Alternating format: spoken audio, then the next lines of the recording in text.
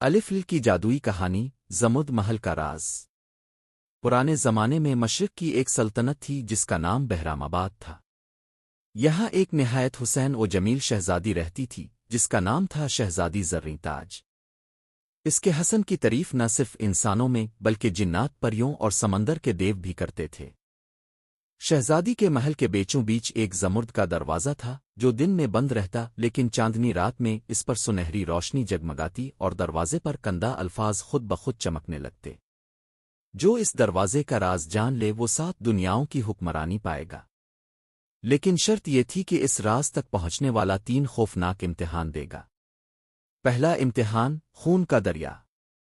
شہزادہ تیمور، جو ایک بہادر اور ذہین جوان تھا، زریں تاج کے حسن اور اس دروازے کے راز سے متاثر ہو کر مہم پر نکلا۔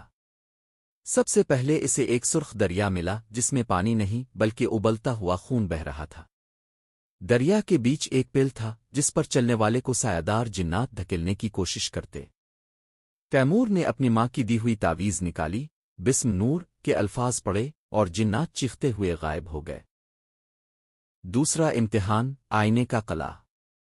دریا پار کرتے ہی ایک شیشے کا قلعہ آیا۔ اس میں داخل ہوتے ہی تیمور نے اپنے 10 عکس دیکھے جو سب اس پر تلواریں تان رہے تھے۔ یہ جادو اس کا حوصلہ توڑنے کے لیے تھا۔ اس نے آنکھیں بند کی، دل میں دعا کی، اور جب آنکھیں کھولیں تو سارے عکس غائب ہو گئے، قلعہ پگھل کر پانی ہو گیا۔ تیسرا امتحان، سیاہ اژدہا۔ آخری دروازے پر ایک 7 سروں والا سیاہ اژدہا بیٹھا تھا جس کی آنکھوں سے شعلے نکل رہے تھے۔ تیمور نے اپنی تلوار پر چاندی کا پانی مل کر ایک وار کیا، اژدہے نے چیخ ماری اور ہوا میں تحلیل ہو گیا۔ زمرد کا راز۔ تینوں امتحان پاس کرنے کے بعد زمرد کا دروازہ خود بخود کھل گیا۔ اندر ایک جادوئی کمرہ تھا جس کی دیواریں نیلے موتیوں سے سجی تھیں۔ بیچ میں ایک سنہری صندوق تھا جس میں ایک جادوئی نقشہ اور شہزادی زریں تاج کا دل جیتنے کا راز لکھا تھا۔ اصل حکمرانی طاقت سے نہیں، دلوں کو محبت سے جیتنے میں ہے۔